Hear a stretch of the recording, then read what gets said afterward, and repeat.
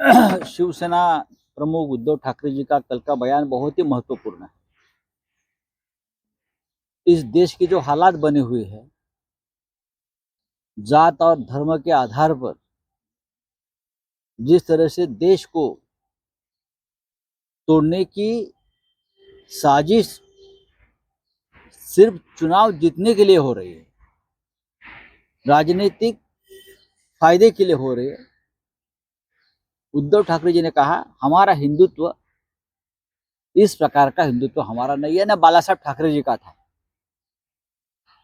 उद्धव जी ने कहा कि इस देश को मुसलमान हो, क्रिश्चियन हो, सभी कम्युनिटी को घबराया डराया जा रहा है और हिंदू और कम्युनिटी में एक स्प्लिट दरार पैदा की जा रही है। इससे देश को खतरा है, देश टूट जाएगा। मुसलमान इसलिए हमारे साथ है आज पूरा देश का, खास करके महाराष्ट्र की बात हम कर रहे हैं कि बहुत से मुसलमान नेता, मुसलमान कार्यकर्ता,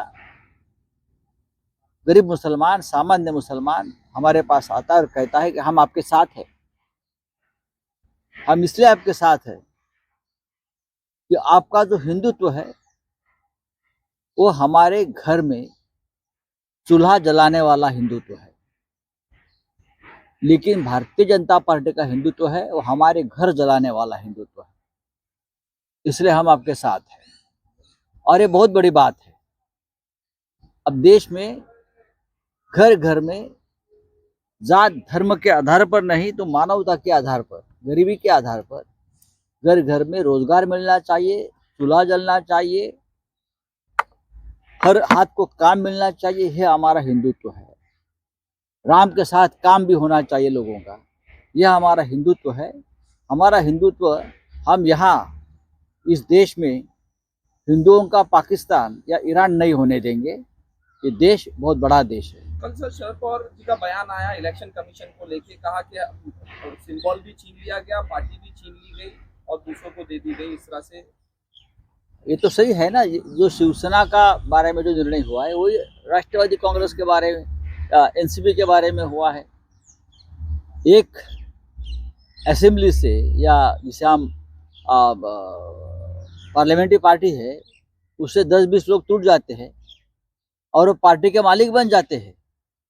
जैसे कि यहाँ से कोई 10-12 लोग जाएंगे हाथ में हथियार लेके दूसरे देश में और वहाँ अंदर घुसकर कहेंगे ये देश हमारा है। ऐसा होता है क्या? ऐसा होता नहीं। लेकिन इलेक्शन कमीशन, न्यायालय, गृह मंत्रालय सभी एक दिशा में काम कर रहे हैं कि और कोई पार्टी भारतीय जनता पार्टी के सिवाय इस देश में नहीं रहनी चाहिए। जो रहेंगे वो हमारे गुलाम बनकर रहेंगे। सर, एकनाथ शिंदे आता विधान करतायत की दाढी न काडी फिरवली तर तुमची लंका जळेल. उद्धव ठाकरे यांनी जे काही विधान काल नाही, लंका त्यांचीच आहे. आम्ही हनुमान आहोत सगळे. लंका ही रावणाची जळते, त्यांना माहित नाही. रामाला दाढी नव्हती, दाढी रावणाला होती. त्यांना रामायण वाचावं लागेल, त्यांना महाभारत वाचावं लागेल. काय की या महाराष्ट्राला सुसंस्कृत मुख्यमंत्री कायम मिळालेले आहे. यशवंतराव चव्हाणांपासून परंपरा जर आपण पाहिली उद्धव ठाकरेपर्यंत सगळे संस्कारी आणि सुसंस्कृत मुख्यमंत्री होते. ते साहित्य, कला, काव्य याच्यामध्ये रमायचे, लेखक त्यांच्याबरोबर असायचे. त्याच्यामुळे कोणाचं काय जळताय बरं का हे लवकरच कळेल ना.